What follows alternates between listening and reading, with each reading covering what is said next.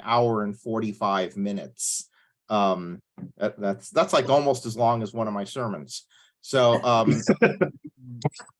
we might want to, take a break in the middle and you can chat and I'll take the spotlight off and then you get to be the Brady Bunch view of everybody.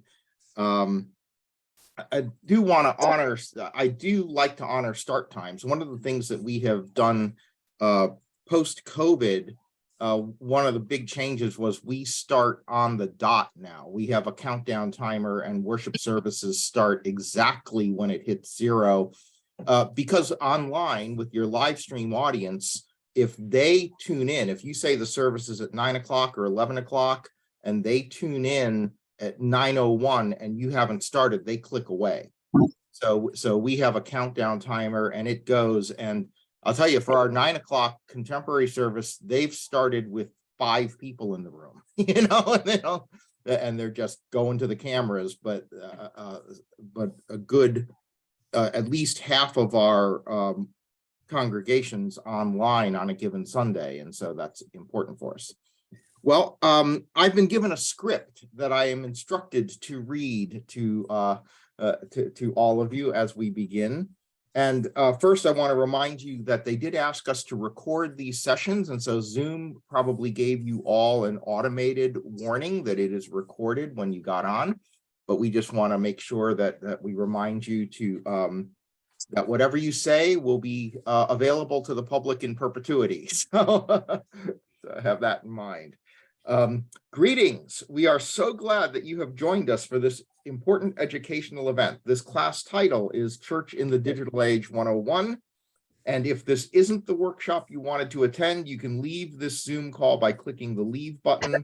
Then in the email you received about your classes at the bottom, all the classes are listed with a link to click on. Clicking on a new link will take you to a new workshop. The worship at 11 a.m. is also being recorded, and when the class is concluded, please go back to the specific email you received about worship and click on the YouTube link in that email. A few other things to take note of before we get started are that the links to these recordings will be available on the Presbytery website in a week or so, although he didn't say which Presbytery. I don't know if there's a host Presbytery or if it's all 5 presbyteries, but one of your presbyteries at least will have the links to the recordings and files available. The class schedule is that this class is from 9 o'clock to 10:45. Worship is done from 11 to 11:30, and the second bank of workshops is from 11:30 to 1. We do ask that people either stay muted, or quiet when you're not speaking. Normally that only gets bad as if you've got, dogs or televisions going on in the background and you're not muted. An evaluation will be sent to you after the event this afternoon, and they will be interested in knowing your thoughts and understanding how you feel things went today. It's helpful for future planning, and they would also like ideas for future classes, and they would also want you to let them know if you are interested in being part of the team that puts this event together each year. I will tell you that my interactions with the team were really wonderful. Here it is in the chat that the recordings will be available on the Genesee Valley Presbytery website, pbygenval.org. That's in the chat. You might want to keep your chat window open, and if you have questions, you can pop them in the chat. I've got a fair amount of stuff to discuss, but I know that your various interests were so diverse in the email that I sent out asking for what questions you had and what you were interested in. It's so diverse that I wanted to leave a fair amount of room at the end for discussion, because I know things are just going to pop up and you're going to have things that you want to talk about and talk through. Everybody engaged with this event's volunteer. All the workshop presenters, everybody, it's all just, I love that about this particular event, is that everyone's just volunteering their time. And I think that's the best aspect of church, is when we're all just trying to help each other move the ball forward. My personal background is I am the pastor of the First Presbyterian Church of Englewood, New Jersey. If you don't know where Englewood is, we're just outside New York City in the northern part of New Jersey. So we're just a couple miles as the crow flies from Manhattan. And I've been here 18 years, and I'm a second career pastor. My first career was in technology. My educational background was my undergraduate work was at Princeton in chemistry. I was a chemistry major, and I worked as a software consultant to pharmaceutical companies, developing the first generation of software tools that were used in new drug development. So that was my background. Then right around the age of 40, God decided I was having too much fun and making too much money and needed to put a stop to it. And then, so I felt the call into ministry. I went to Union Seminary in New York, where my first day of classes at Union was Monday, September 10th, 2001. Okay.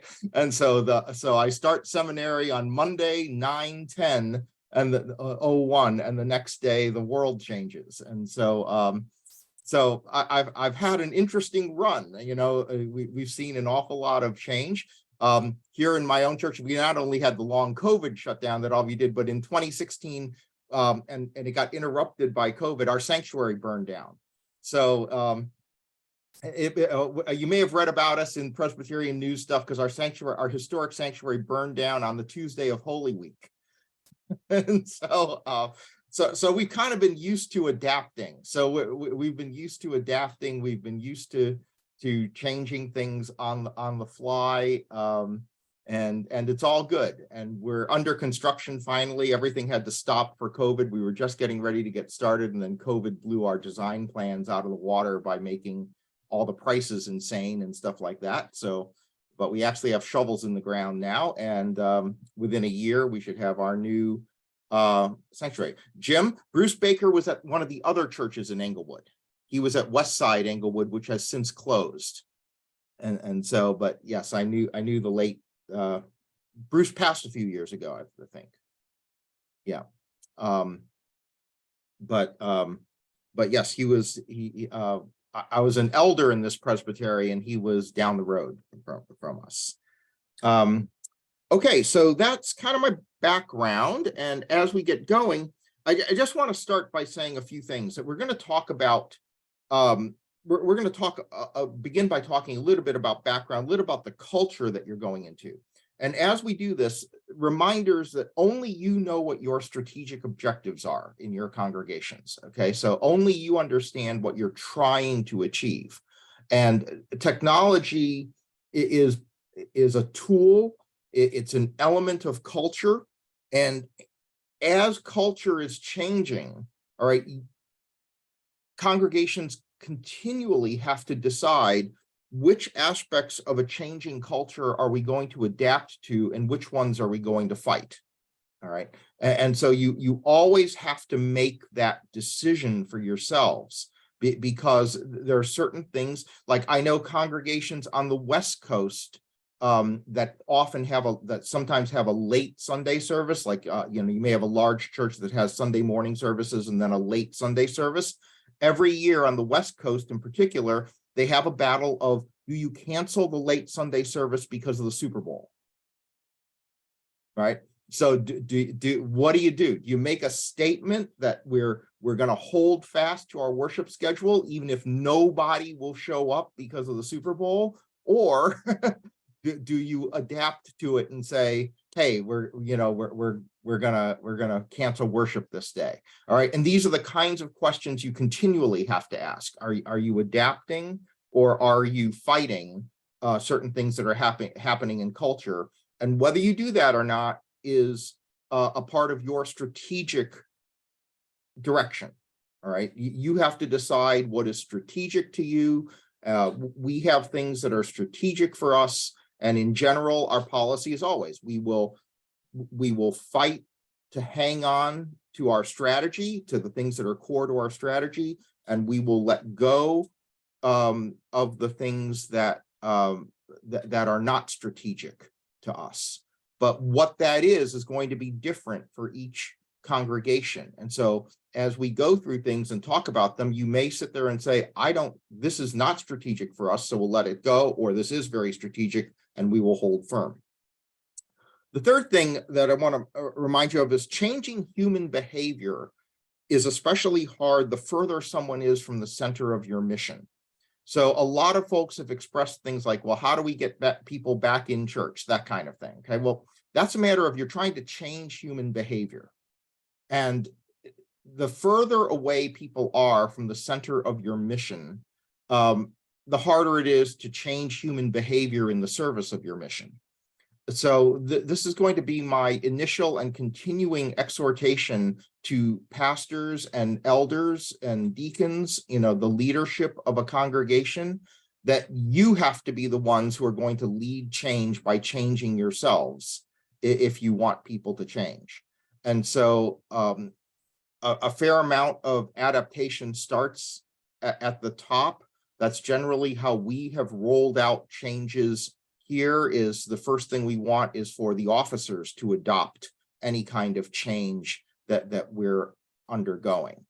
All right. And for pastors, it can be particularly difficult because some of the changes adapting worship to technology involves changing the way you conduct worship or changing the way you preach, changing the tools that you use.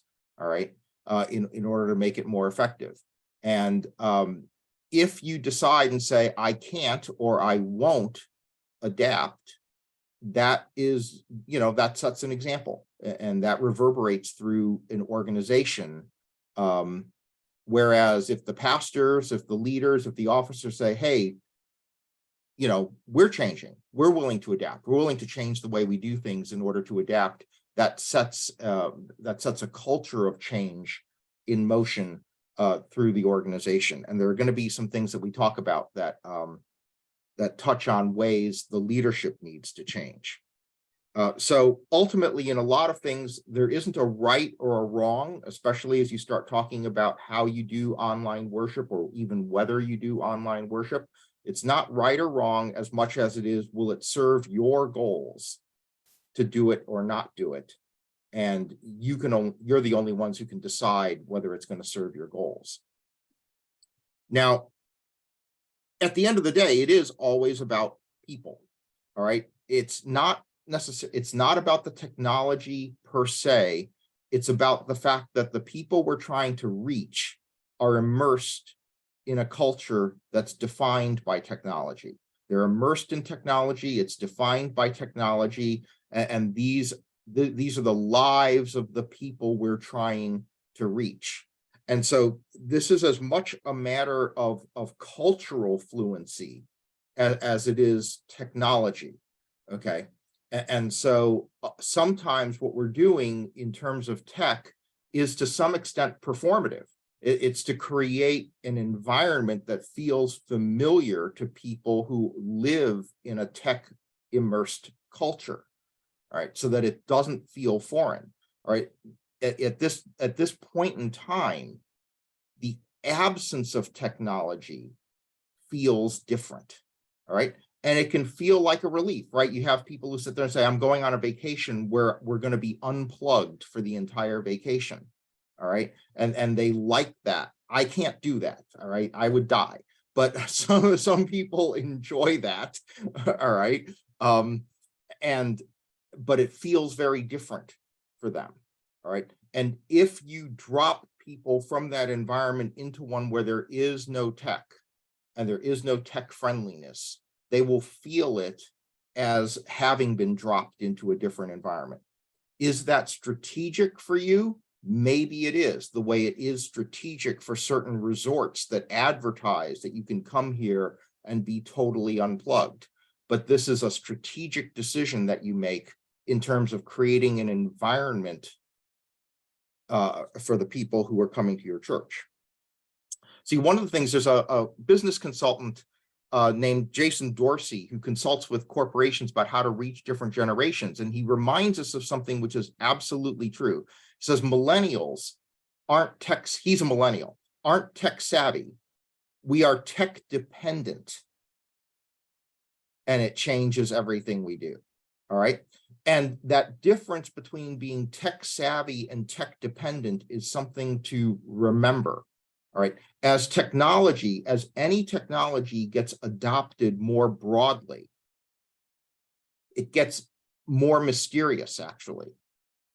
All right. Because it becomes simpler to use and the innards are hidden. In other words, in our culture right now, what are the odds if you wanted to find somebody who knows how to change the oil in their car? Don't ask a 20-something, right? The older a person is, your parents knew how to change the oil in a car, okay?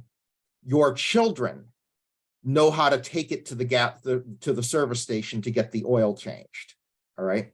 All right. As technology gets more widely adopted, in order for it to be easy to use, the actual guts of it get hidden and you become dependent on it, but you don't actually understand the insides of it the way people understood it when it wasn't widely adopted. Okay. So this is just one of the things that happens. And so for most people, they can operate a phone, but they don't understand phones. They don't understand what's going on behind the scenes. They don't understand how to open up the box. I mean, I notice this here. Like I'm old school. I'm 62 years old. I grew up with circuitry and wiring things. And I remember we had a wireless microphone pack break, and I have a soldering iron, and I know how to open the thing up. And I was soldering a connection in, and one of our office secretaries, she saw me with the soldering thing and she said, why do you have that? And the reason why she asked was she only understood that you would use a soldering iron for one thing, making jewelry. She had no concept of using a soldering iron to repair electronics yourself. You don't do that. You take it to the Genius Bar at the Apple Store or something like that. You don't fix these things, okay? And that's just an aspect of generational change, generational understanding. So he's right to remind you that what younger folks are is they're tech dependent. They simply don't understand how to live life without it. It doesn't mean they understand the insides of it or spend a lot of time thinking about the philosophy of it. It just is, and they use it. Now, knowing this is really important in terms of what we do in church. I mean, we talked about Matthew 25 all the time in church, right? We talk about Matthew 25 now in the denomination. But for me, when I read the Matthew 25 passage, the verse that really stands out to me is, I was in prison and you visited me.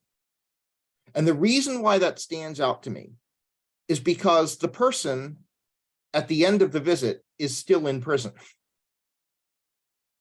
Okay, so not every aspect of Matthew 25, not every aspect is about solving the problem. All right, I was in prison and you visited me. I was in a bad way and you came alongside me. You came to visit, you came to walk through this with me. Okay, and that was the important piece. You didn't bring a file to break me out of prison. You didn't, you didn't come and help me escape prison. I'm still in prison, but you came alongside me. And so we saw you struggling and we came alongside you. And it's going to be very difficult for churches to come alongside people if we don't understand their lives. All right. If we're going to do life with people, we need to understand what their lives are like. And if they are living in a technology immersed culture, tech is one of the means by which we come alongside people and can communicate with people in a way they understand. Now, this doesn't mean that it's impersonal. I happen to be this weird amalgam of being socially very liberal and theologically center-right. So I'm comfortable with the term evangelical and I'm comfortable with the term progressive. All right, that's the two are combined in my life. So I spend a lot of time at evangelical conferences filtering out some of the right-wing stuff. But one of the things that they talk about, and the churches tend to be very, very large. I spend a lot of time at conferences where, the churches are huge, huge, huge. Okay. My particular church, in case you're wondering, we're 470 members. All right. Pre-COVID, we were about 220 in worship. All right. In that world, I literally went up to someone and they said, "How big's your church?" And they measure church size by worship attendance. And I said, "Oh, we're a little over 200 in worship." And the person literally said, "I'm sorry." I mean, this is like 15 years ago. I thought they were going to say, "Where's the sin in your life?" But it was interesting. But one of the things that they always talk about, and I took pictures of these slides because it's important, was the importance of acting smaller.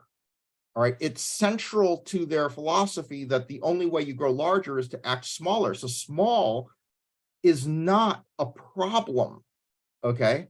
Small is not necessarily a problem. It has a different set of challenges, but there are aspects of small that are really important to doing church with people. And so here are some of the slides. I took a picture at one of the conferences a few years back. This was pre-COVID, but they were talking about you might not be personal enough. You might not be personal enough if you're just depending on church signs and Instagram to market your church. All right. If you're just doing the things impersonally, you're not personal enough as a church. All right. Another thing was you're not personal enough if kids have a different teacher every week.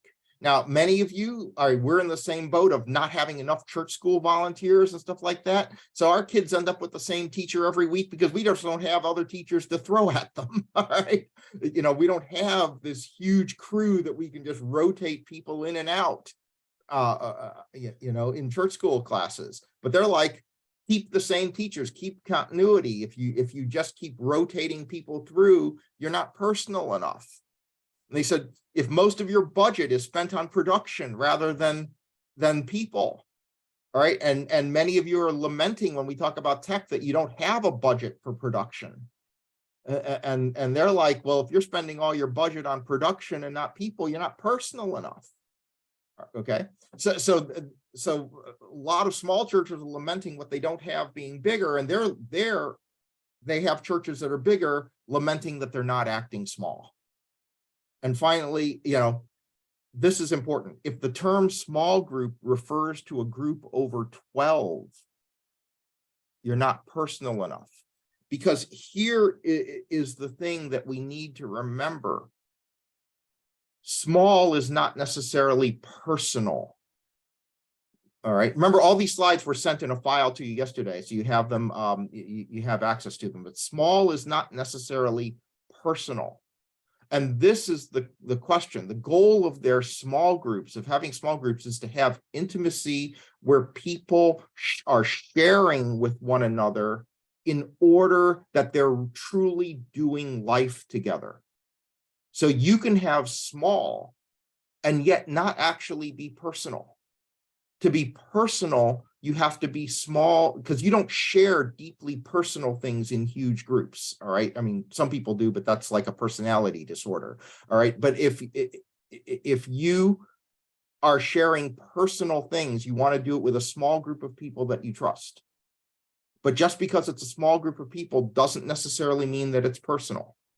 The question in our churches for our relationships among people is, are we fostering an environment where people get to know one another at a level where they're willing to share what's really going on in their lives?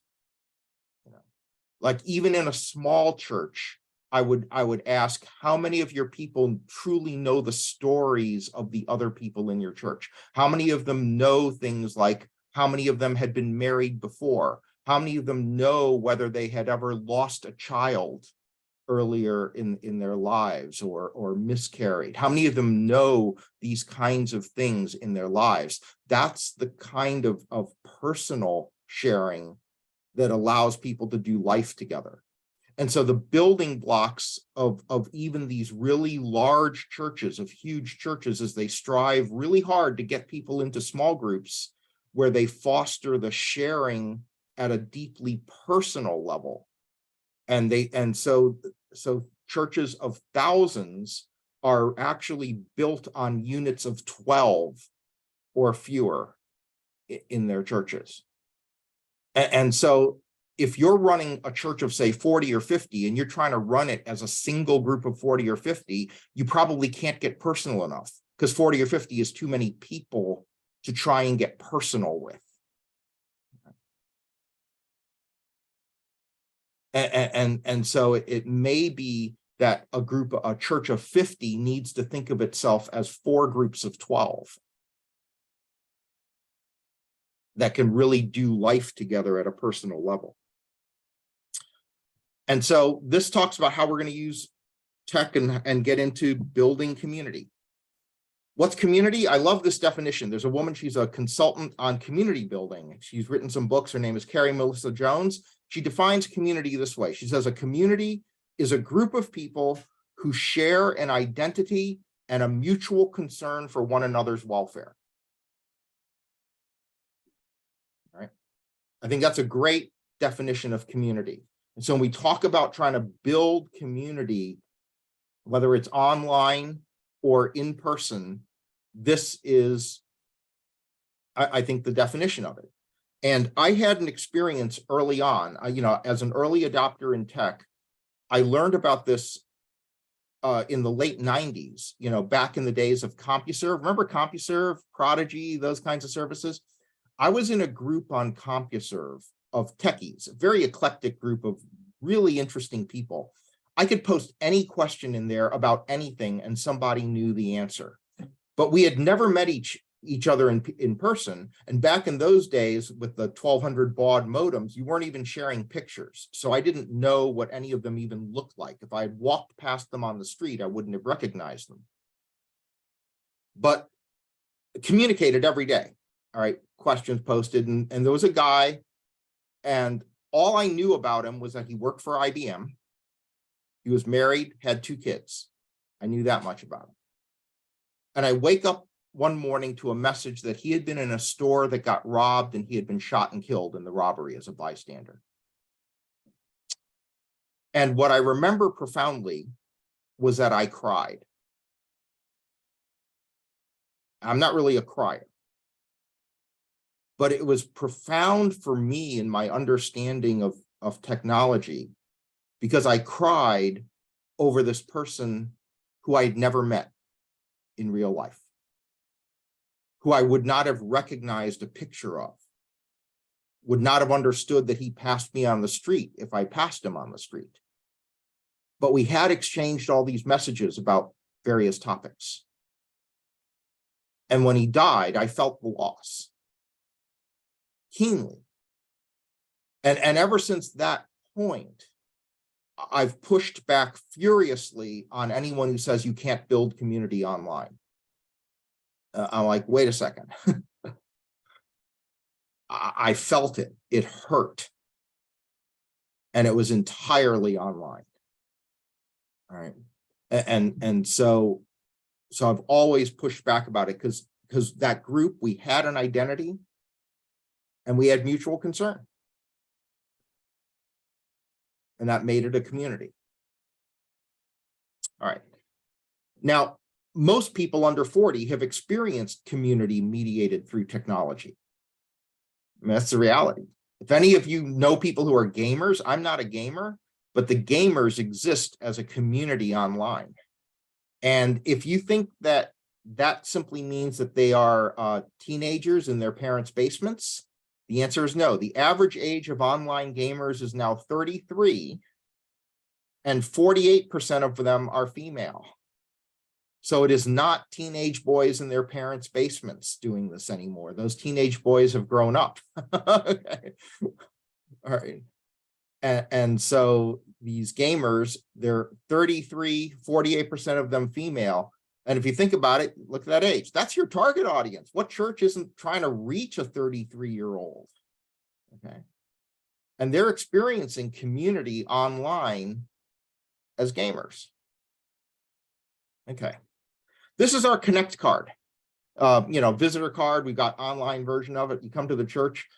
Note, we don't even ask for an address anymore.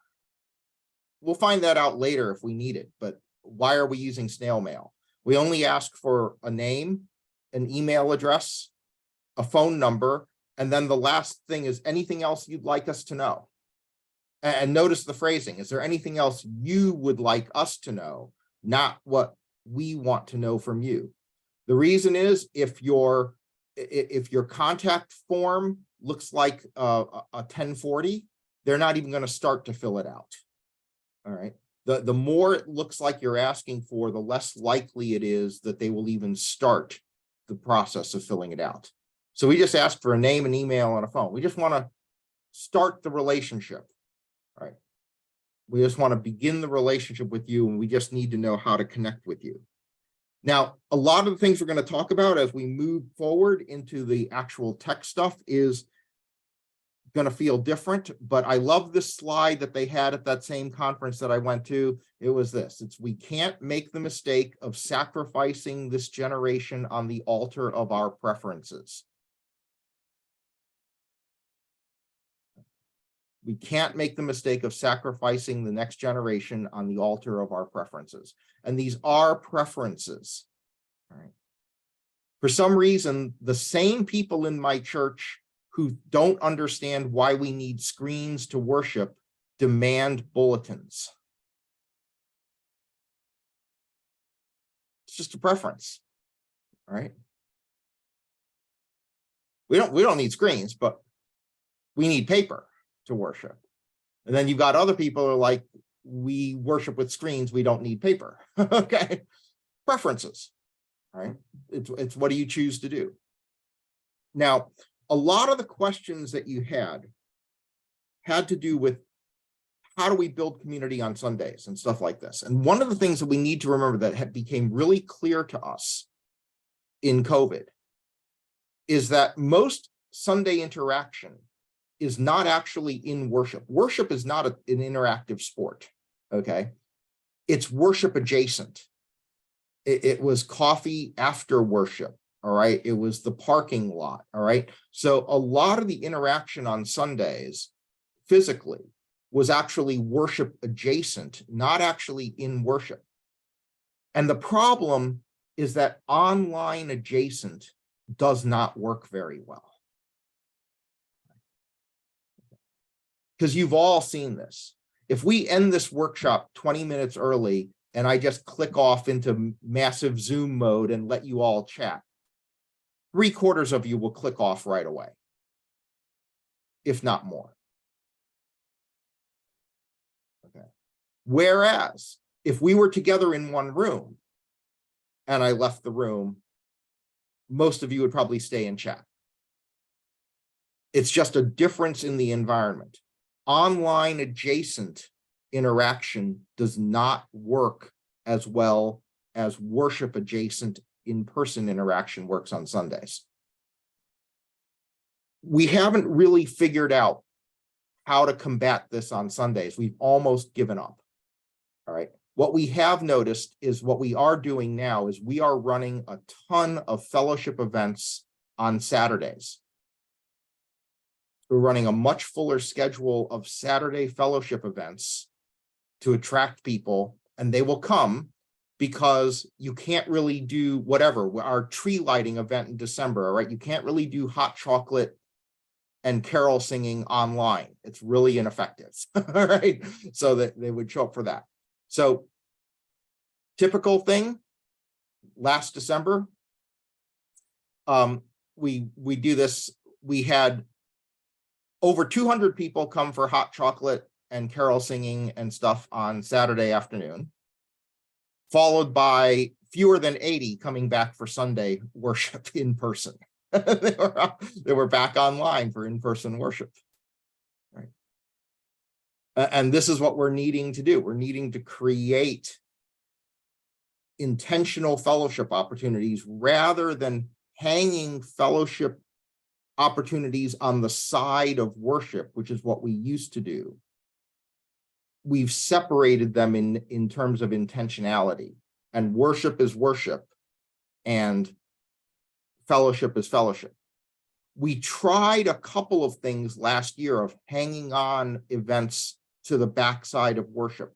Like last summer, we had a Sunday where we invited food trucks to come to our parking lot and to come right at noon so that after the 11 o'clock worship, the food trucks would be there.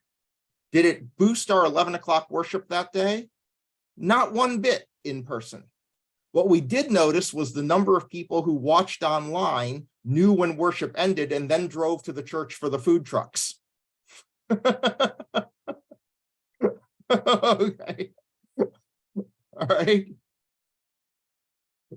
You know, most of our online community, we have some who are distant, but most of them are our worshipers. Most of them are people who are part of our community. They live 15 minutes or less away from the church by car. Like, there's always a line at a food truck anyway. So, oh, worship just ended, 12:05, food trucks are there. Great, I'll be there by 12:20. And that's what they did. I don't know if you're looking for interaction in this. Yeah, a little bit. Yeah, I'd love to get some. Yeah. But yeah, I'm that person that would have stayed online and talked with strangers for 20 minutes after. Okay. It has amazed me as being office staff, but the church where I work is also the church I've been a member of for 35 years or more. And it's amazed me when I'll get an email from somebody I haven't seen since before COVID, but whatever the email refers to, I realize that they are staying in touch. They are watching worship and staying in touch with the weekly email, but we have no sense of that until that, you know, they ask a question or whatever that indicates they've been connected. And so this really resonates with me. I think that is true. People would show up as soon as worship was over to come take part in whatever fellowship was there. Right. And so we've been, so we've been more intentional about trying to create fellowship, bigger fellowship things that are themed. All right. Because a guy said something to me who showed up to one of the events, who has not been to in-person worship since COVID. I've only seen him a few times at other things that we've done, but he said something that was really fascinating. And I thought it summed it up perfectly. He said,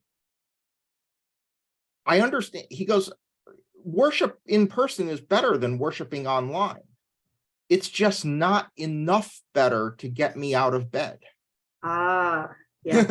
It's not enough better. On the other hand, food trucks are way better in person than online.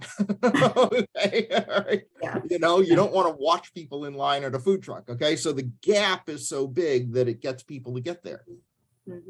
The trick, and we're still wrestling with this, and we've got, we're blessed. We've got we've got a lot of technological know-how and resources, but we're still wrestling with that issue of that gap. Because it isn't a good solution to make your online worship worse. Okay, that's the worst possible solution. But what you really want is, for example, if I watch a concert online, whatever, Elton John, anything, watch a Broadway show, watch a concert online. It's a great production. And I really love what I'm watching. But I also get the feeling I wish I had a ticket. That's the sweet spot. That's our holy grail of online worship. Is something that is enormously compelling to watch online, while also creating the idea that it would be even better to be there. All right. So far, what I think we've achieved is making it as good as being here. Our online is very watchable, and I think it's as good as being here. And the problem is, as good creates the wow, my sofa's really comfortable incentive. We need to somehow have the online not get worse, but create a gap, okay, that compels people to come. And we're still wrestling with that. That's one of our challenges. Now, one of the things you talked about, engagement. Engagement is something that we need to understand when we're creating our online stuff. Engagement is emotional, and it's not the same as participation. You can be engaged with something without participating, and you can participate in something without being engaged. All right. And The difference, for example, one of my favorite movies of 2023, not the one I hope wins the Oscar. I hope Everything Everywhere All at Once wins the Oscars next week. But I loved Top Gun Maverick. Okay. I was fully engaged. I've watched this movie several times, fully engaged. I know he's going to succeed. Okay. Seen the movie several times. I still care whether he's going to hit the target. All right. I care. I cannot affect whether he's going to hit the target one bit. All right. The movie is going to be the movie, whether or not I'm there, no matter what I do, whether I cheer, and yet I still care. So I'm fully engaged without participating at all. And so we need to understand that you can have engagement without participation, and you can have participation without engagement. And I think we've experienced that at, for example, I'll use my own example, Presbytery meetings. I may be there, not engaged. Okay.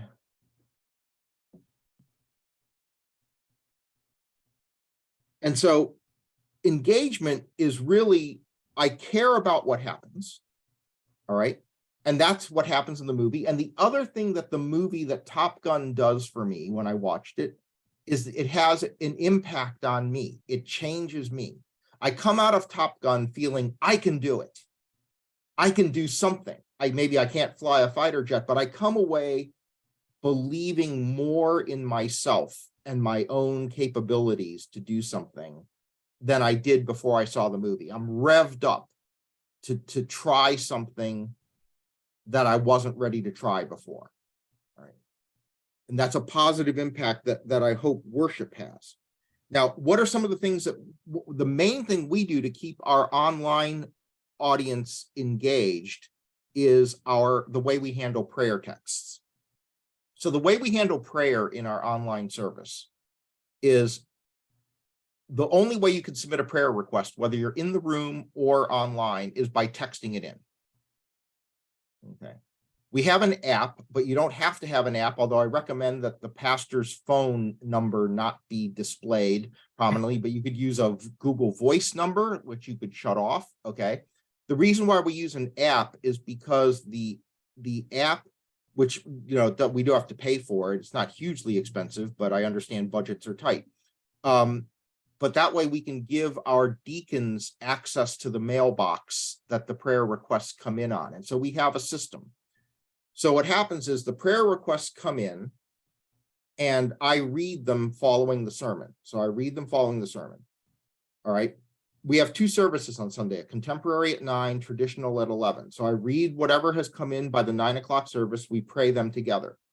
At the 11, I read all the requests that had come in at the 9, plus all the requests that are coming in during the 11. So people at home, even if they don't do it, they understand that they can text something in from their couch and it comes out my mouth while they're watching the service. And that level of interaction, to answer one of the questions that folks had, is one of the reasons why I do believe in live streaming rather than pre-recording the service. All right. The replays are available, but one of the values of the live streaming is there is this contemporaneous interaction that occurs. All right. Somebody texts it in, comes out my mouth. It doesn't die there, though.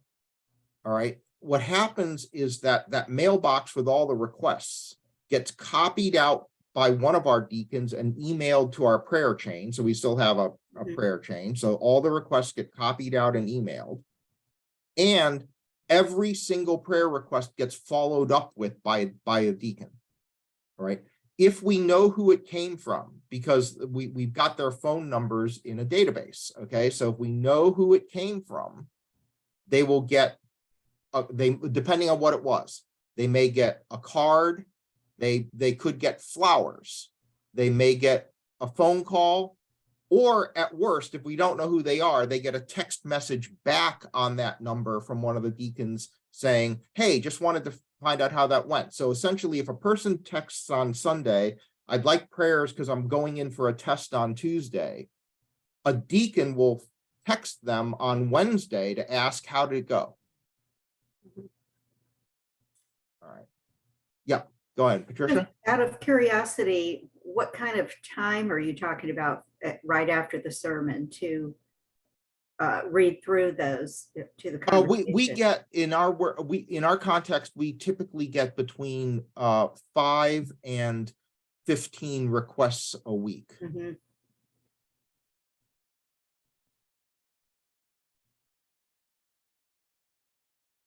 I'm just answering a question in the chat. Okay. Oh, sorry. I don't think I answered that to everyone.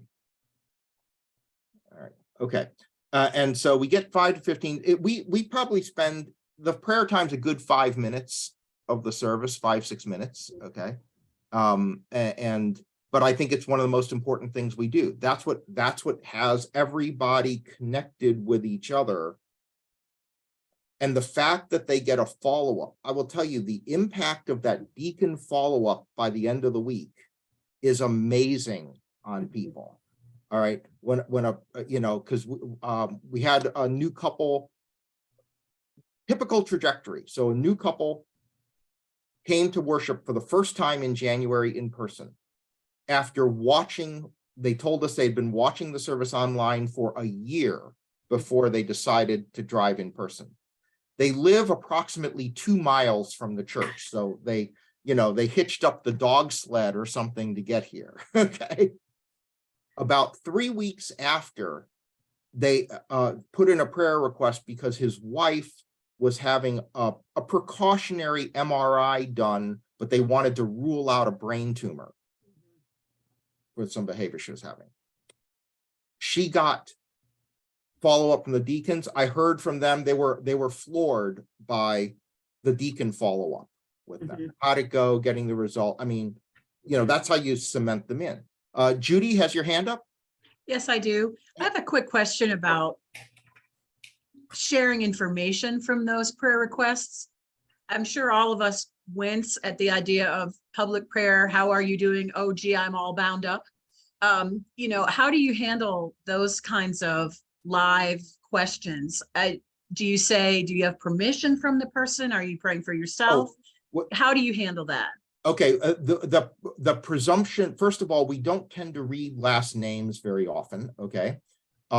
Except in Joyce, and the requests are 99% coming from the person who's being prayed about or their family member. All right. I will generalize if I don't think the person has permission. So if somebody puts in a prayer request, because we're 470 members, but we're right on the cusp of me knowing everybody. Okay. Mm-hmm. So when a request comes in and I know that it's not necessarily somebody who has permission, I heard that so-and-so's in the hospital. Okay. I will gloss right over who it is. Mm-hmm. And I will say who texted it in, because so I may say, oh, and so-and-so texted in that someone she knows is in the hospital.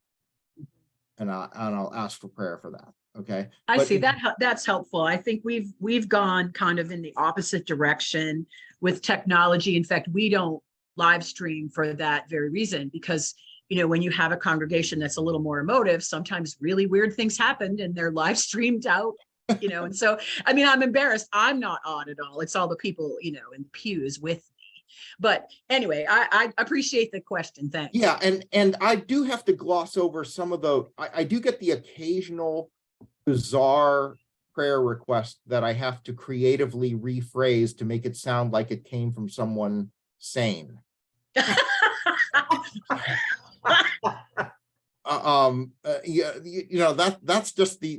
basically the art of live television. Okay.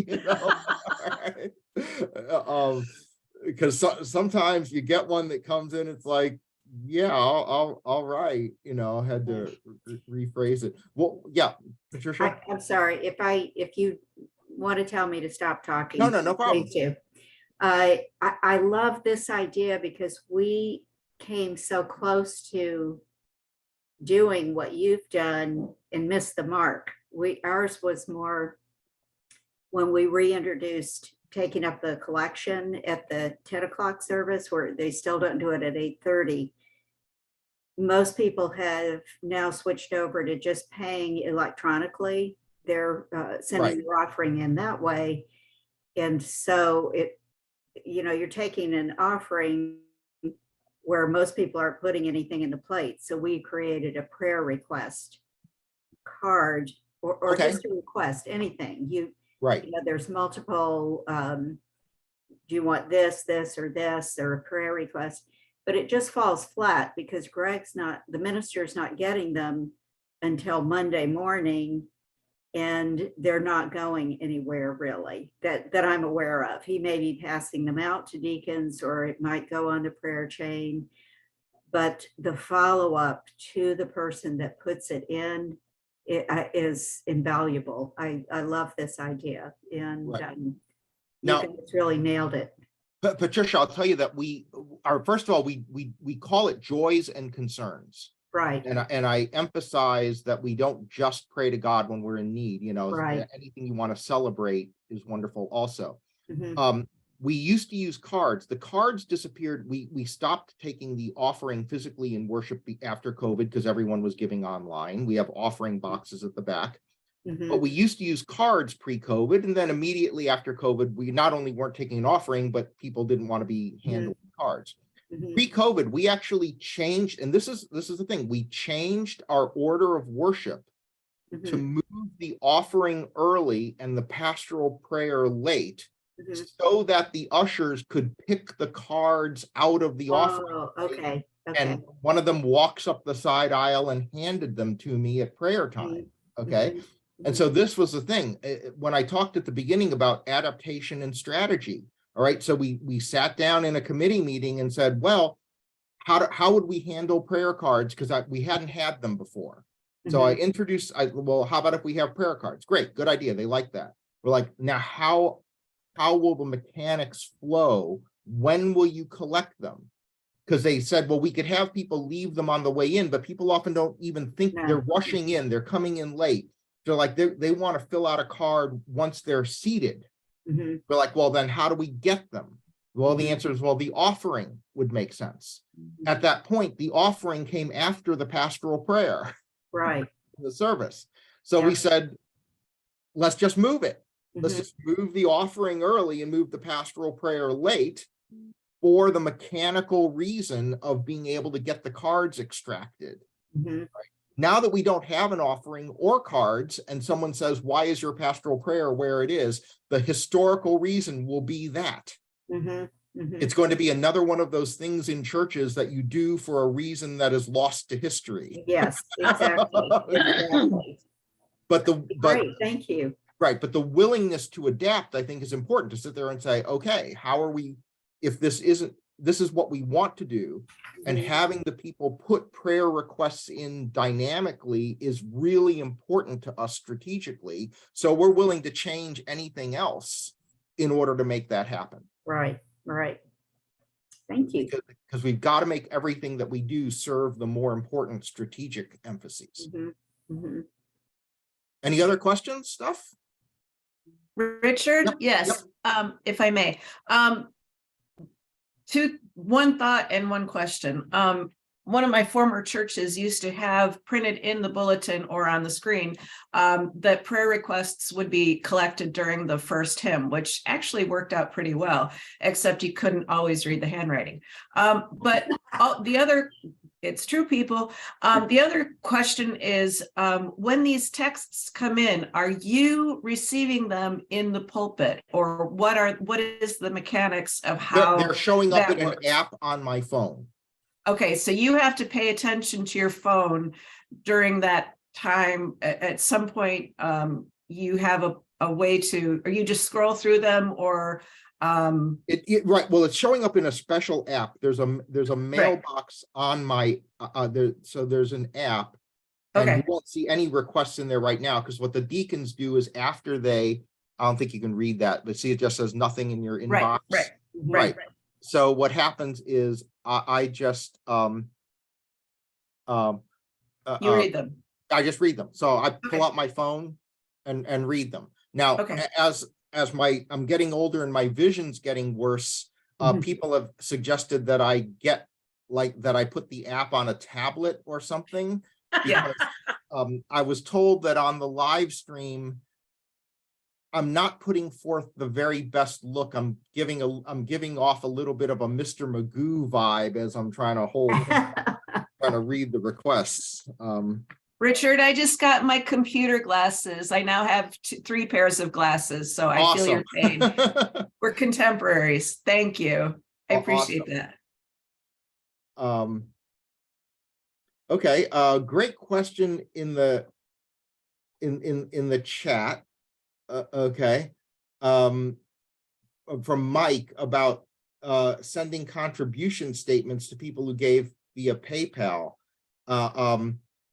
And yes, I think we do that every week when we do have a moment of calling for the offering, of telling people. So in the service, we don't take an offering, but there is a moment where we thank people for giving, encourage them to support. And then I say, if you're in the space, you can use the offering boxes that are by the door, or you can go to fpce.us/give, and that will connect you to our PushPay, our safe and secure online giving provider. And then we said, every gift matters. Every gift is so important. We are so grateful for your generosity, in helping us, continue our mission to serve Christ. Okay, that kind of thing. Okay. Yeah, the people have to be recognized. I mean, the people who are giving online, in fact, for us, that's the majority of our money. I mean, that's okay. We have a complete inverse correlation on the amount of the gift and the frequency with which they give. Our largest givers, for the most part, give once a year. They send us a big check in December.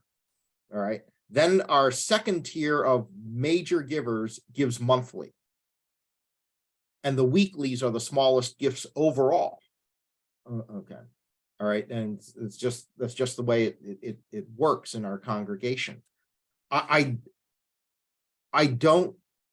don't know how you can get the point. The question, how can I get the point across to our leadership? That no matter what you put on the end of that sentence, it's a challenge. Okay. How can I get the point across to our leadership of the importance of that? I don't know how you get it across, other than, like, we send a contribution statement to everybody, no matter how small their gift was, if we have a record of it. If we have their address in the database and all they gave us was $5 last year, once they showed up once and put in $5, but we have it tracked, they get a contribution statement because it thanks them, acknowledges them. I mean, if you don't acknowledge, maybe they would think strategically. I don't know if these are small gifts or big gifts or whatever, but if you don't acknowledge gifts, you don't get more gifts. Patricia? I also do the donation input weekly now. And one way to get that over to them, if the numbers work in your favor, the percentage of electronic giving is this out of our total giving. If it's more than 25%, maybe just show them the numbers percentage wise. Maybe that would help. Right. But folks need to understand that donor acknowledgement is a part of development work. Mm-hmm. Mm-hmm. Okay. All right. Okay, next. So we're moving closer to nuts and bolts tech stuff. So I looked at even a couple of your, as you sent in where you were from, I even looked at a couple of your live streams or recordings of services and stuff. And overall, what I've seen, and it's pretty common, is 5 basic things that people do wrong in their online worship. The first is bad audio. Okay, so the first is bad audio.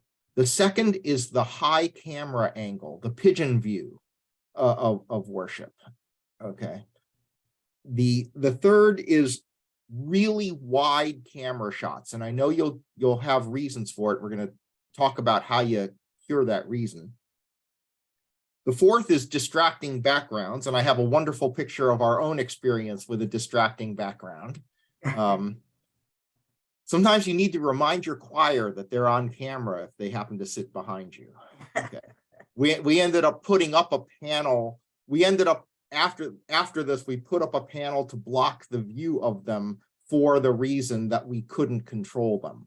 So we couldn't change the behavior, so we had to cover it with plywood. And then ignoring the camera and acting as if the camera isn't there. The camera is your online audience. Wherever the camera is, that's where they're sitting. Okay.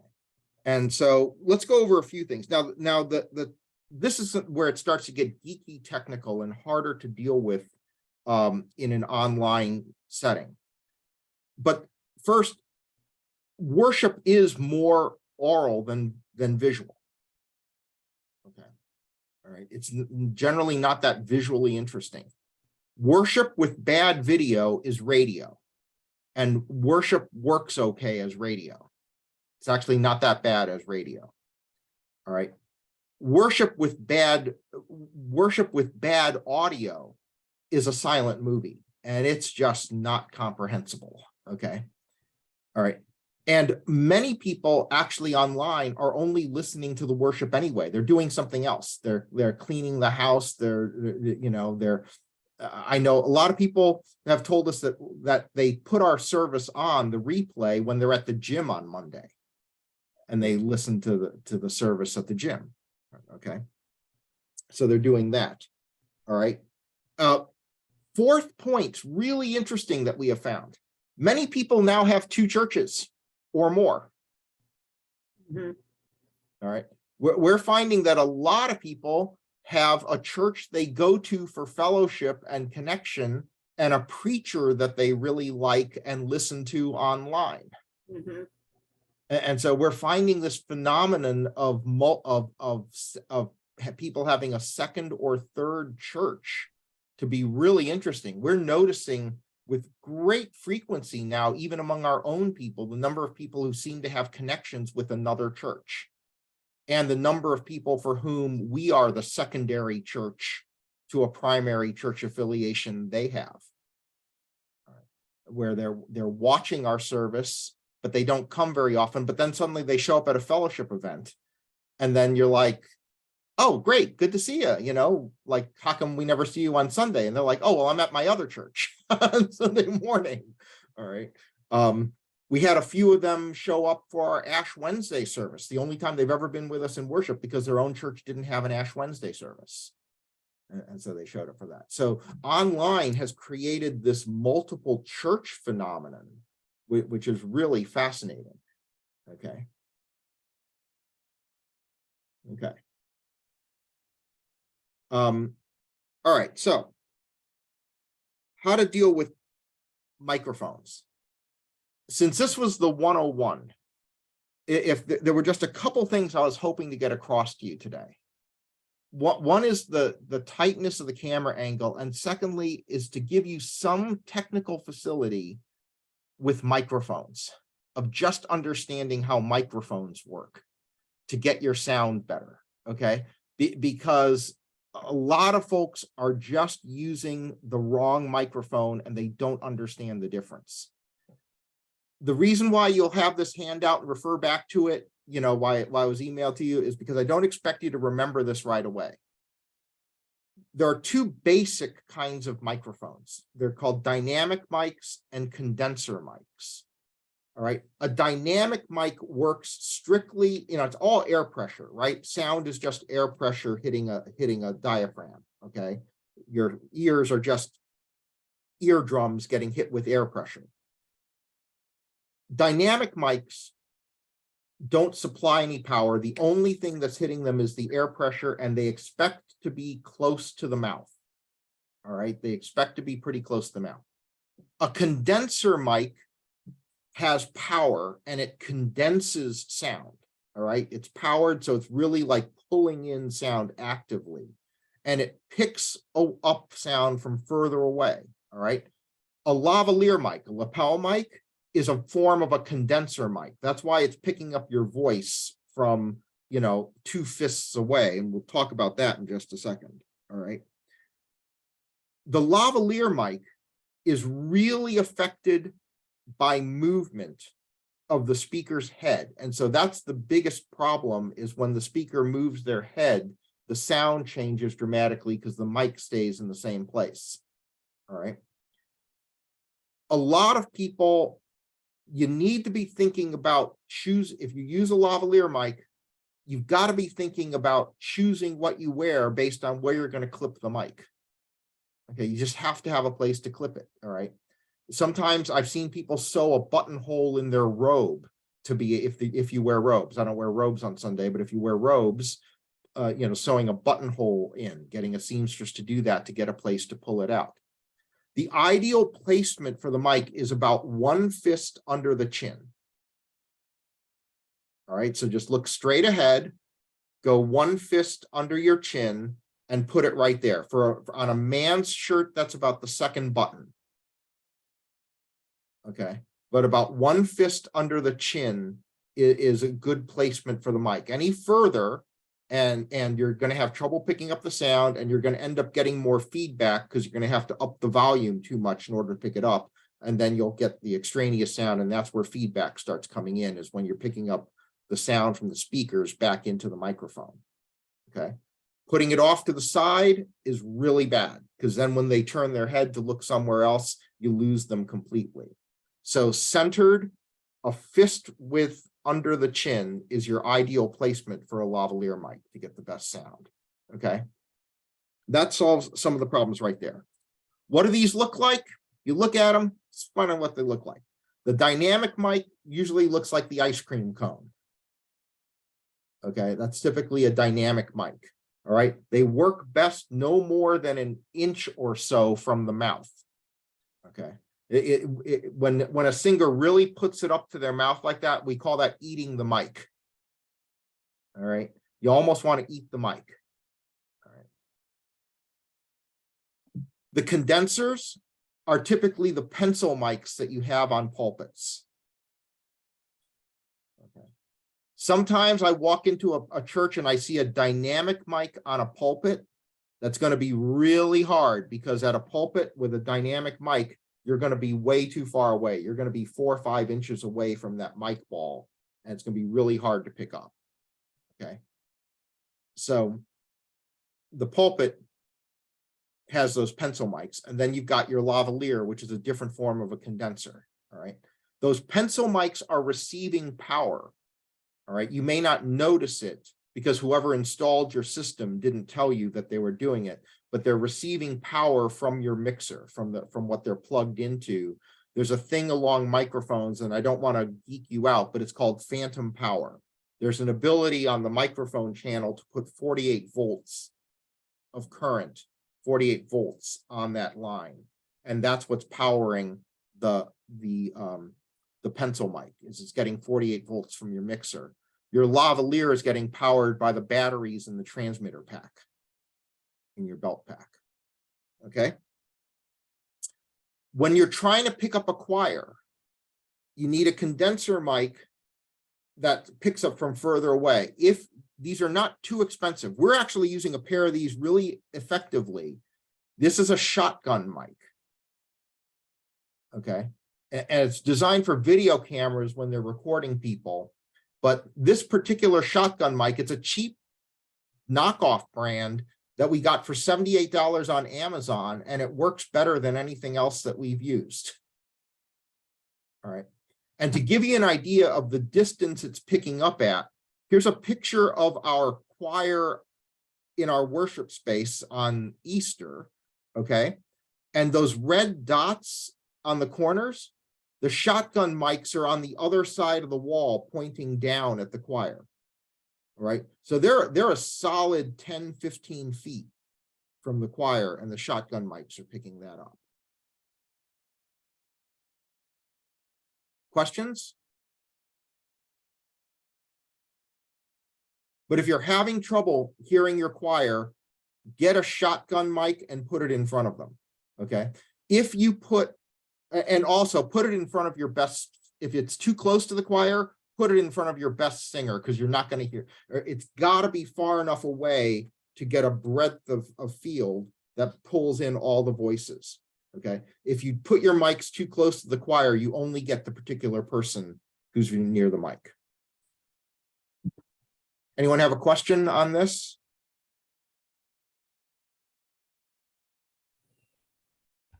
Questions? Anybody? Someone asked for the picture of the shotgun mic again. You mean that? The best placement for the condenser is just the condensers, the typical pulpit mic. You just always want it aimed at the sound source. I mean, remember, these things are directional for the most part. Okay, so you just want to aim it at what you're getting at. So the preacher needs, basically, if the microphone was a squirt gun, the preacher's face should get wet. It's bottom line. Okay, it's aimed. Okay, I got an interesting question on DM, if the person doesn't mind my reading it. Is it worth the investment to change from an audio mixer to a new digital mixer? And the answer to that is eventually you're going to need to anyway. I'll give you a few examples. If you don't know how to use the digital mixer and you're not going to learn how to use the digital mixer, you will not get the full benefit of it. The main thing that a digital mixer will give you, there are a few things that will give you. Number one, and this is really important, is presets, recallable presets. Okay, they're digital. So if anyone you can save the right settings. And if anyone messes with the settings, you can press a button and put them back. Okay, so that's one really good feature of a digital mixer. The other important piece of a digital mixer are the digital effects that are on the sound. And as you want to get something that sounds a lot better, and I talk about this a little bit in the 102 session, is trying to learn the digital effects that are available to you to be able to be able to modify the sound and make it sound better. Okay. There's a simple thing we can talk. I don't think I mentioned it in here. Do I get into it in here in 101 or not? Don't think I do, but I'll tell you one thing. If you look even on your analog mixer, you'll see what's called EQ. All right, and you won't know necessarily it's EQ. It'll basically say high, middle, and low. All right, it's kind of like, how many of you actually ever mess with the bass and treble controls on your car radio? No? How many of you know that there's a bass and treble control on your car radio? Okay, all right. So the bass, right, is your low frequency sounds, and the treble is your high frequency sounds, okay? So you turn up the bass if you want that booming drum sound coming in on your music, okay? Here's the bottom line. The simplest mixers that are out there will still tend to have what's called a 3-band EQ. That simply means there's a high range, a mid-range, and a low range of the frequencies that it controls, okay? The mid-range is human speech, all right? Above it and below it are musical instruments. A drum and stuff like that is in the bottom range. Flutes and stuff are in the high range. Violin E string is in the high range, okay? For a preacher, kick the mid-range up a little bit and kick the high and the low down a little bit. And it amplifies the center of the vocal range. That's where they're speaking. The high range is where you get what's called sibilance. That's that sound coming out, okay? That's called sibilance, and that sits high. If you happen to be a preacher who has some distracting levels of sibilance in their voice, and I had it really bad after a root canal, man. I really had, we literally changed my EQ settings after dental work at one point. Okay. just take the high band and turn it down a little bit. Take the mid control, turn it up a little bit, not too much. Like if center is 12 o'clock, turn the middle to 1 o'clock, turn the high and the low down to 11 o'clock. You know, you don't want to take them completely out. If you take them completely out, the voice sounds really artificial. So just take the middle to 1 o'clock, take the high and the low to 11 o'clock, and the sound will be a little crisper. It'll be just a little crisper. Okay. And so play with that. And yes, a comment in the chat that worship leaders need to be reminded regularly how to position and speak into the microphones for best quality. Absolutely. Have practice sessions, you know, okay, to do that. Okay, now on wide shots, this is a picture. I don't know if you can see it clearly. That is a picture of a tape mark. That tape mark has written on it a label that says right. That is where I place my right foot while I am preaching. I can move, but I move like a basketball player with a pivot foot. Okay. I don't actually move left or right. I just pivot where I am. I turn to the left, I turn to the right, but I keep my right foot planted there. That way on the camera shot, it is nice and tight and on me and I stay within it. Why does it say right? Because one Sunday I put my left foot on it and I was off the camera angle. And so I put a label to myself that says right to remind myself that is where my right foot goes. Now, do I like staying in one place? No. I have to. Okay. I have to, or the camera shot looks bad. So I do. Simple. I have to adapt. I know one church that has a thing, they showed me a trick that they used. They go a little bit wider, but their preacher kept walking out of camera angle and they didn't want to keep moving the camera because if you move the camera, you get the people seasick, okay? So what they did was they got a piece of that padded kitchen floor matting. Have you ever seen it? Stuff that people stand on in a kitchen, okay? So that, all right, and they cut it to the right size and they put it down and they told the pastor, if you can't feel this under your feet, they can't see you on the camera. Keep your feet on the mat. Okay. This is a reality. All right. All right. You've got to learn. You may have to change the way you like to do things in order to be more effective. All right. By the way, I don't know if I ever completely answered the digital mixer thing, but yes, I would always go to a digital mixer. By the way, I was just looking at that in the chat. I would go to one if you have the money. Is it the highest priority for the use of funds? Maybe not. All right. If you have other things to fix first, fix them first. A skilled person operating an analog mixer will do better than an unskilled person on a digital, but there are advantages. But, you know, if you need better microphones first or better cameras first, that might be an investment over going to the digital mixer first. Okay. The high camera angle, pet peeve of mine. All right. Remember, the camera is the seat that a person is sitting in. All right. If you put your camera in the balcony looking down, you're basically saying, hi, all of our online visitors are welcome to sit in the balcony. All right. Give your camera the privileged seat that you would give a visitor, because that is where the visitor is sitting.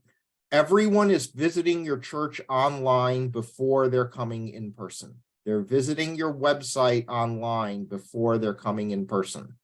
I haven't been to a restaurant in years that I haven't looked up on Yelp first. So give them the privileged seat. Otherwise, it looks like this. This is a screenshot from one of my colleagues' churches. I can't stand this shot. I can't see anything. All right. It's really what a wayward pigeon gets to see. And there's a preacher down there somewhere.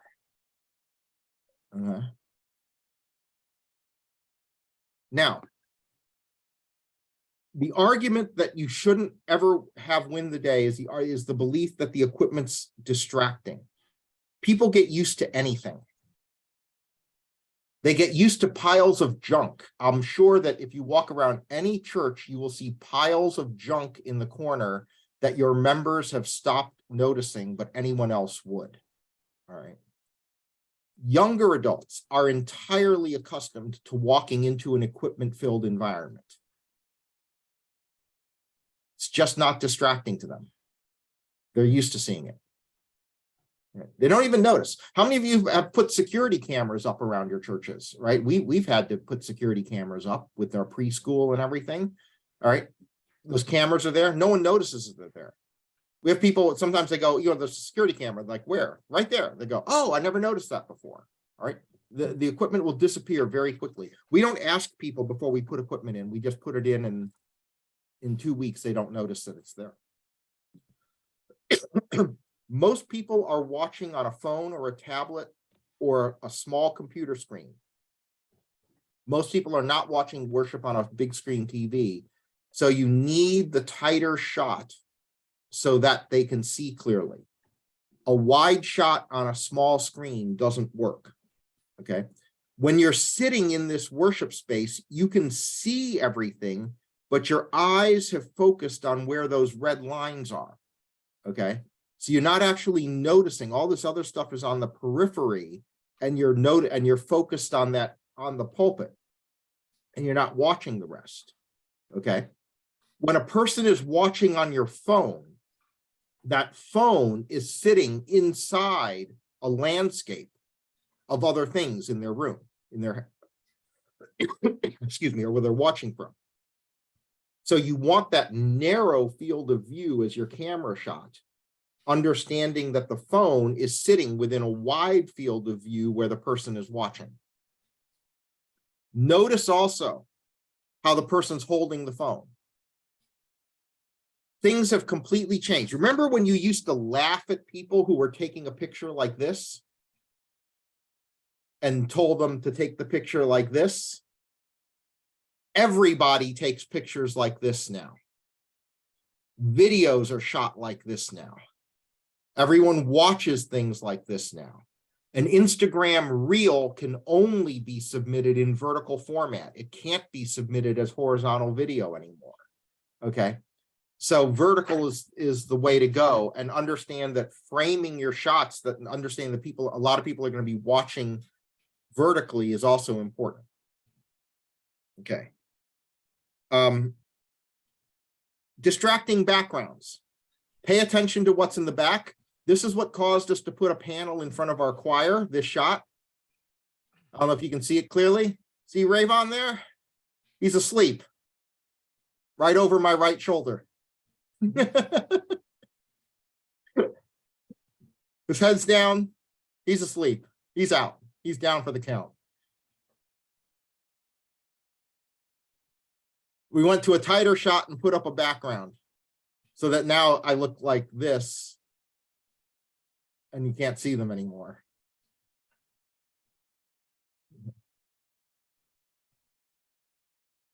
Okay. So get a reasonably tight shot. Teach your people to take a preset position. Particularly watch for empty space above the head. You really want the top of your shot to be close to the head. Okay. When we have people who are not normally on the speaking on camera, they actually are supposed to come to the church 15 minutes early so the camera operators can get their height framed properly. They're told where are you going to stand, and they're setting their camera presets to frame them fairly tight to the top of the head. Okay. This is our live stream when I'm preaching my teaching slides. This is a shot from last week's sermon. My teaching slides are inset into the screen. All right, that's why I have to stay, that's why I have no lateral movement capability, because otherwise I disappear behind the inset or I go off screen to the other side. Don't make things harder online. Include the online attendees, welcome them, have them respond to things in the chat, encourage them to chat. Now, we have a chat host during each service. It's a person who's assigned to monitor the chat, say good morning to people, and try and get them engaged in conversation, which does not work very well with Presbyterians. I will tell you this, okay? When I watch evangelical services online, during the sermon, the people are chatting, amen, great point, I'm gonna remember that this week. The Presbyterians go dead silent during the sermon because they won't even talk online from their living rooms during the sermon, okay? Okay. Now, the thing is, our online hosts are people we recruited who we realized never come to church anymore in person. They're always watching online. So we said, we have a job for you. You like watching online every week? Here's your job, online host.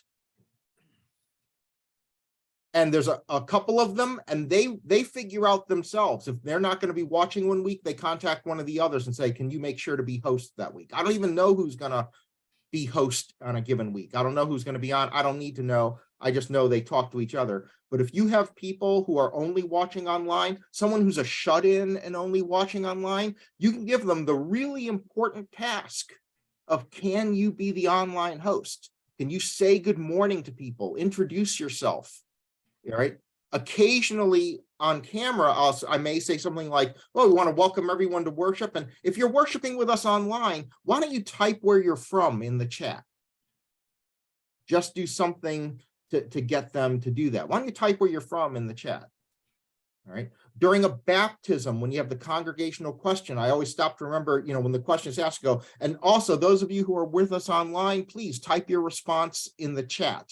And it's just good to see yes, yes, yes, yes, yes, yes, yes coming on down. But we don't want any opportunity for congregational interaction to not happen in the chat if it can. Okay, so we try and have that happen. If you can't do something well, just leave it out. Like, this was a screenshot of a friend's live stream, and I'm like, this is going to be impossible to read. This is how they included the music. They inset a full page of the hymnal into the live stream. Can you imagine trying to read that on a phone? Okay. They're like, oh yes, the music's available to you online. You just need your microfiche reader to be able to see it. If this was the way we put stuff online, we'd be sending church branded magnifying glasses to everyone in the congregation. All right. If you can't figure out how to do it better, sometimes it's better not to do it. Okay. And finally, things we say, let me see some things. We never call it virtual worship. Virtual is a word that means it's not real. It's not attending versus being online. Online is a way of attending. Those of you who are attending in person or attending online. We thank people for worshiping with us. We don't thank them for being here. So at the end, thanks for worshiping with us today, not thanks for being here today, okay? And we always say, if you're in the space. So certain things, like when I'm announcing coffee hour, I'm like, if you're in the space, you're welcome to join us for coffee down the hall. And I may add something like, and if you're online, I'm sure you already have your coffee in front of you, something like that, okay? Now, last thing, just want to spend 2 minutes on social media. 102 is going to handle more of that. Just remember, for your social media presence, Facebook is more popular among people over 50. Instagram has a solid hold on millennials and Gen Z. Okay, bottom line demographic thing. Your typical Facebook user, your most typical Facebook user is a woman in her 50s.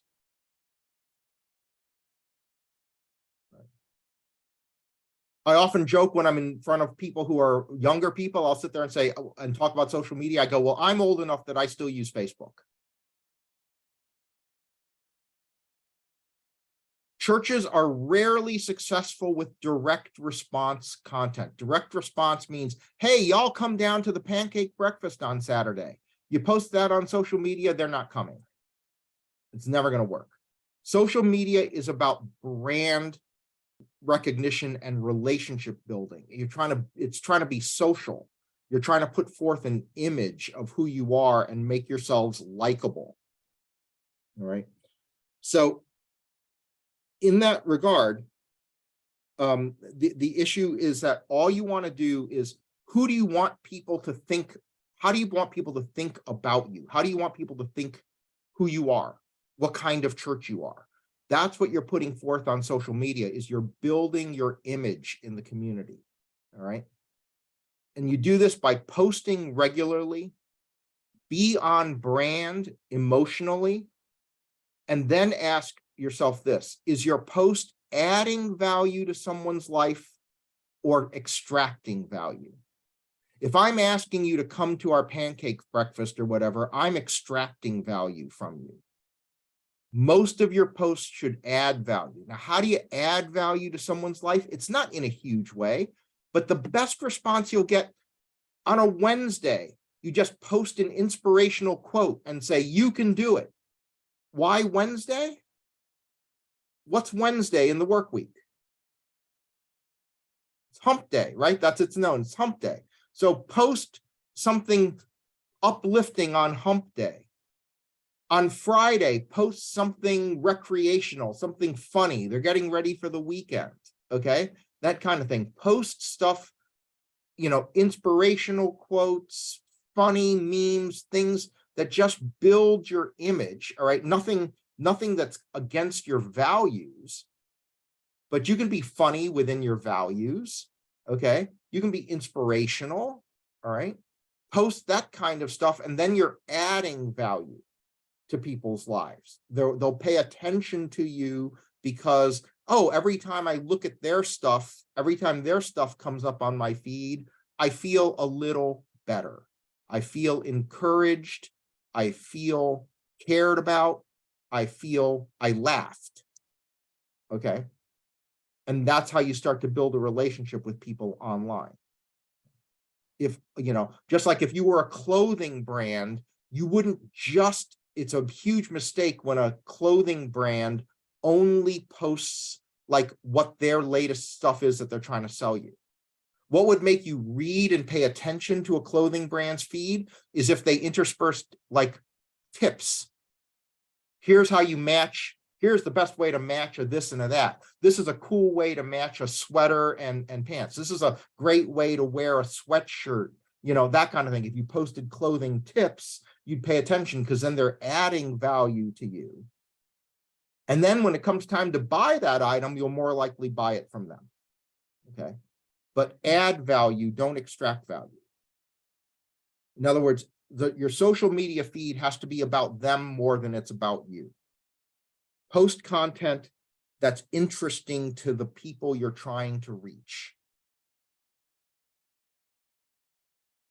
That's all I got. So now we got like 15 minutes left or 10 minutes left of open conversation, and I will go out of spotlight mode and you can go into Brady Bunch mode and we can see each other in chat.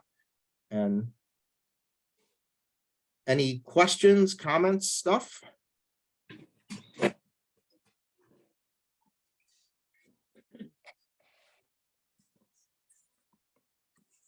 I know for a couple of weeks you couldn't hear our music, no music. So there's a lot of music in our service, and you were just sitting there like, dun, dun, okay, all right. It was so depressing. What was the cause? I really don't know, but it was very depressing.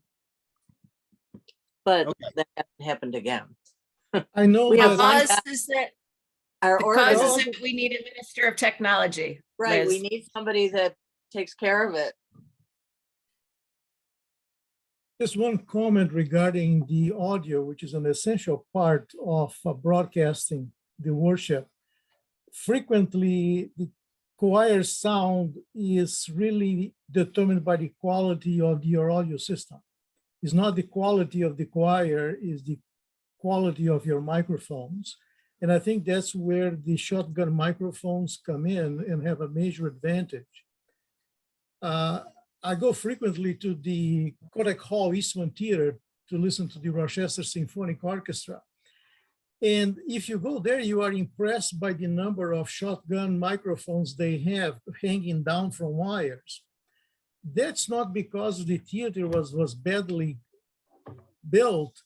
It was actually one of the best, houses for listening music in the world for a long time. But the audio engineers, they are so concerned because they also do many recordings and they have received awards for the quality of the recordings there. So the shotgun mics do make a big difference for musical or choral productions. Yeah. And like I said, I got great results with that $78 shotgun mic off Amazon. I mean, we're not a studio recording thing, but it picks up our choir pretty well, a pair of those. So I'm pretty happy with that. It replaced mics that were like $300 each that didn't work as well. And they don't need to be hanging from wires that are controlled by remote. They can be on a pedestal or on a post. Yes. That one person can move, like say the choir director can move the shotgun mic fairly close as the choir gets ready for special music or something. Yes. Yeah. You can mount them almost anywhere. We use the same type of microphone, actually two of them in our choir that we use at the lectern. They're Shure microphones, and their pickup pattern is kind of like 120 degrees a piece. Okay. We have two in the choir, and of course one at the lectern. The pastor has the preferred microphone because he's so animated.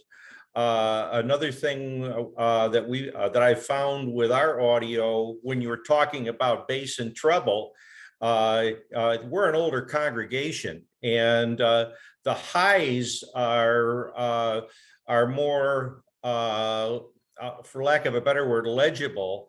And with some voices, we've had to bias the treble higher so that it's better understandable for people. Then, of course, there are some high voices that you have to go the other way with. Right.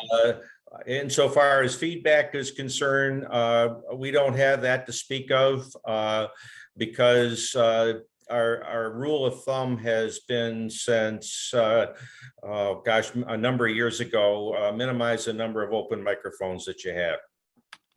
Right. And speaker placement. I mean, feedback mostly is if any of your microphones are in front of the speakers. As long as your microphones are in back, you're in much better. In our case, we have speakers up in the choir loft because there was a choir member who was not able to hear anything the pastor was saying because our speakers for the sanctuary were out in front of the chancel area, and they couldn't hear it. So we were to make sure everybody was able to hear, and there were 2 or 3 people with impaired hearing. We had speakers set up, a speaker or 2 speakers set up in the choir loft, and of course those were behind the microphones, and why we used the shape pattern a microphone cartridge.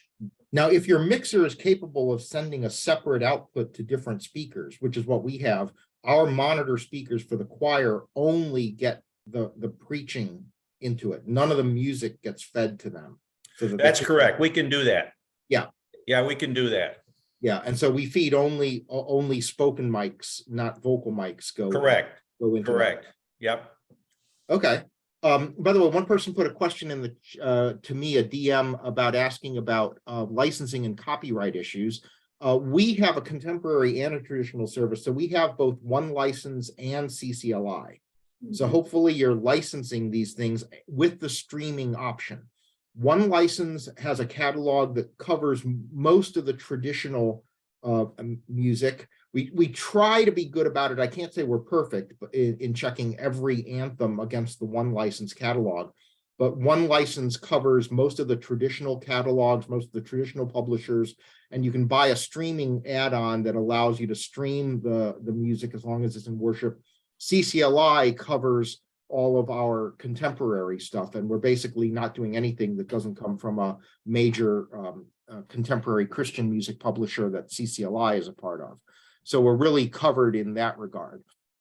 The only kind of music that you're probably not doing, we're not doing it, that would get you in trouble, that will miss both of those, is anything really big on the pop, in like the pop radio circuit. So if you if you had a band try to cover Journey's Don't Stop Believin' or something, that's not in any of those catalogs. You'd have to be working out the copyright for that separately with the publisher. Okay. But for the hymnal, for the most part, one license is going to cover everything that you need for the licensing. But you do need to get the streaming option in order to put it on your broadcast feed.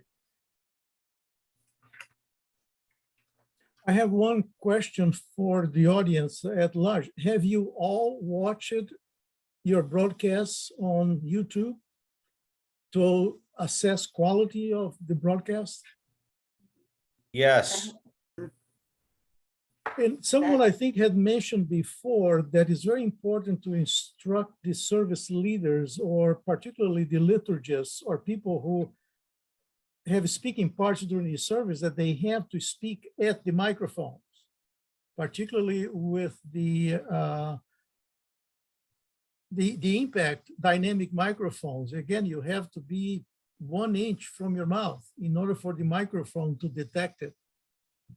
And because of that, sometimes, particularly with the other kind of microphone that we have near the lantern where the liturgist usually is reading, they are the condensed microphones. And many times when we are singing hymns, we can hear primarily the voice of the liturgist, which are not necessarily the best voices. In fact, Yeah. I have approached some of our liturgists, the ones I am very friendly with, and not all of them, to move away from the microphone during hymns, take at least two steps back from the microphone so we can hear the congregation rather than my disjointed voice. Actually, we find that if we just tell people that they can hear you singing, they mute themselves on their own. They will they will shut up. Oma, Oma. Hi, I'm actually Maria from First Pres in Buffalo. Oh, okay. I'm feeling terrible. Alvani asks a question. We don't broadcast on YouTube. I'm particularly struck when you said about your camera operators. Our organist is our camera operator. So like Liz said, sometimes we don't hear the music. Sometimes we have the privilege of watching the choir read newspapers instead of having the camera focused on the minister during the sermon. So we have a real long way to go. And that's why you're not seeing my face, because it's so embarrassed. Don't be be embarrassed. I mean, That's why we're here. right. First of all, everyone, whatever you can do is what you can do. All right. I think the only time I ever think people should be embarrassed is if they're not ever trying to get a little bit better. That's all it is. I mean, it's just try to get a little bit better. And the courage in that is the courage to just face what you're doing, to sit there and say, okay, what are we doing? How do we get better? A big part of our life here together is the debrief. All of our meetings just about start with debriefing what we've done. All right. Last year, our family ministries director is amazing at this. During Vacation Bible Camp, our VBS, every day when it ends, there's a all hands meeting for after it ends to review what went on that day. And she asks a few questions that I think are great. Her first question really is, where did you see God? Where did you see God in what we did today? Okay. The second is, what could we do better? What needs to be fixed? Like our pickup procedure last year just wasn't right. and we changed it between day 1 and day 2. Okay. And the third question she asks is, what connections did you see being made? Like at VBS, if we see 2 kids playing together, they really connected, and we didn't realize they would connect. Our family ministries director will make sure that the parents of those 2 kids get asked to work together. Hey, could you 2 like work the beverage table at our next event? Because she already knows their kids get along, and she's trying to get play dates to happen. That's nice. Okay. So those are 3 questions that we ask, but we debrief all the time. Okay. And then you just try and make a little bit better. It's just constant incremental improvement, right? You know, the old saw about a journey of 1,000 miles, all that kind of thing. Doesn't matter where you are, just take a step. Jim, did you have your hand up? Jim was here for a moment. Yes. Oh, there you go. Yeah, just a question in general about the smallest churches in our presbyteries. They're not going to have a full-time sound technician and, you know, studio quality equipment. What are the basics that a small church could consider doing? Okay, the very basic is that your phone is an amazing camera. Okay, everyone's carrying a broadcast quality camera in their phone. The biggest problem, and I'm actually going to talk about this in the 102, is the sound. Using the native microphone in your phone will hugely degrade your audio. There are super cheap adapters. I mean, super cheap. I'm talking about $20, $30 worth of equipment, okay, on Amazon.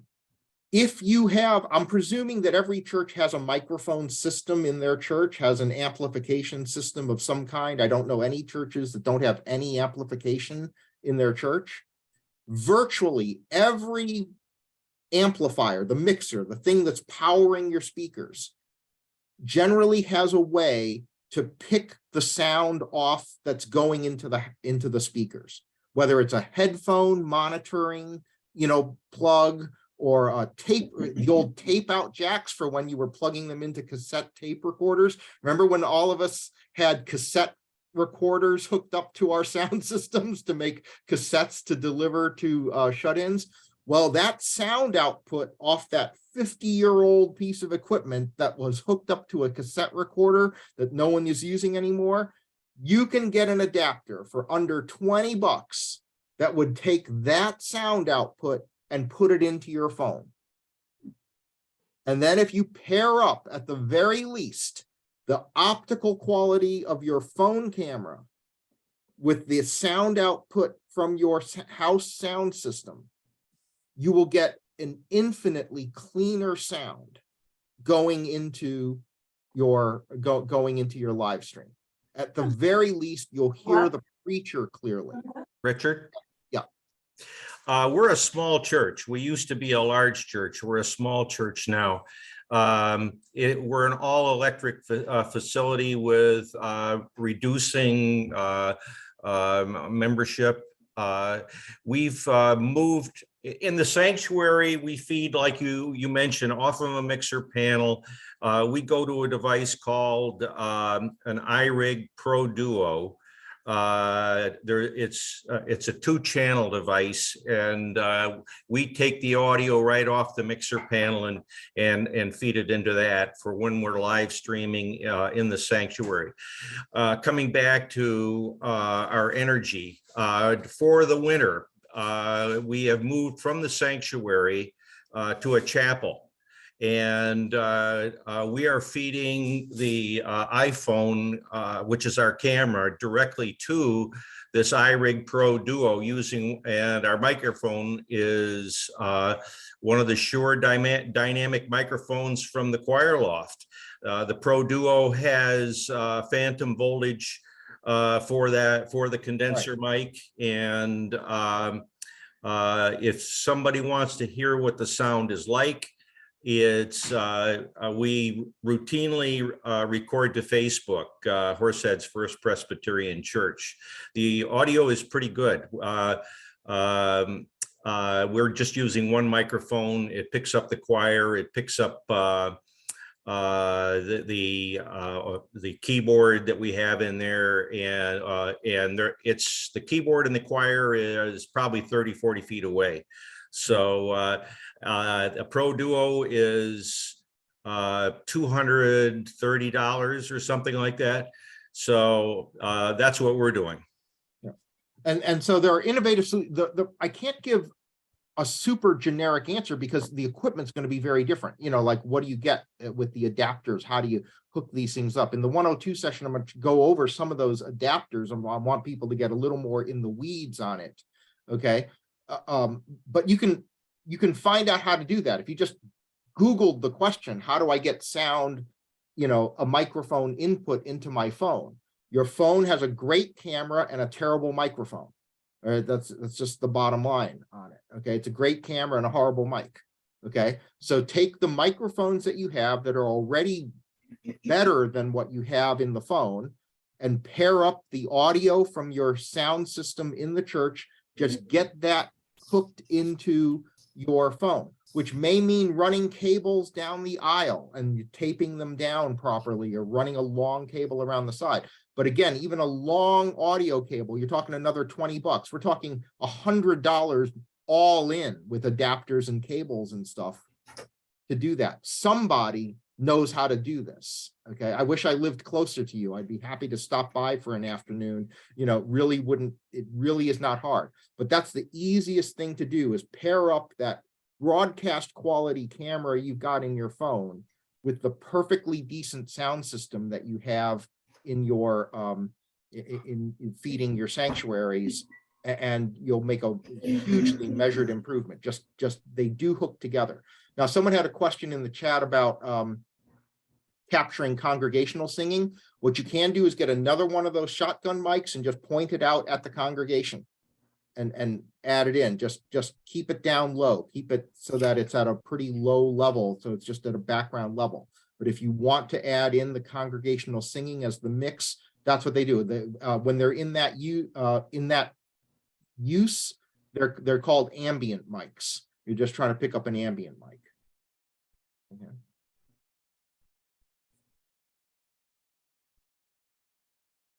Okay. All right.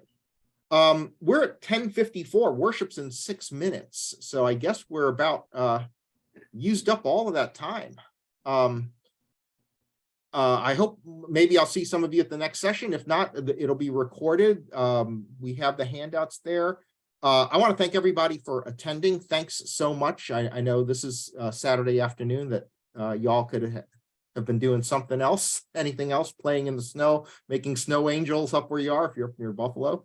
But mind if I close with a word of prayer for us? Let us pray.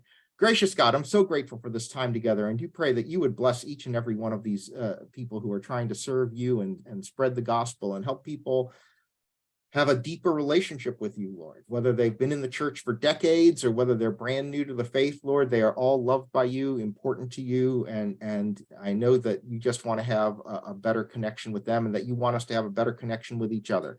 So I pray, Lord, that this will be a jumping off point, a starting point that would just help us get a little bit better. Get a little bit better at what we do in order that we might just be more effective communicators of the gospel. This is just one of the tools that's available to us, Lord, but the most important thing is that we love you, we love one another, and we just love your church. And so be with us in our respective ministries and send us forth from here to do your will, and we ask it in Jesus' name. Amen. Amen. All right. Thank you, Richard. Thanks, folks. Great time. See you soon. Bye-bye. Thank you so much. God bless your ministry. Thanks. Bye-bye.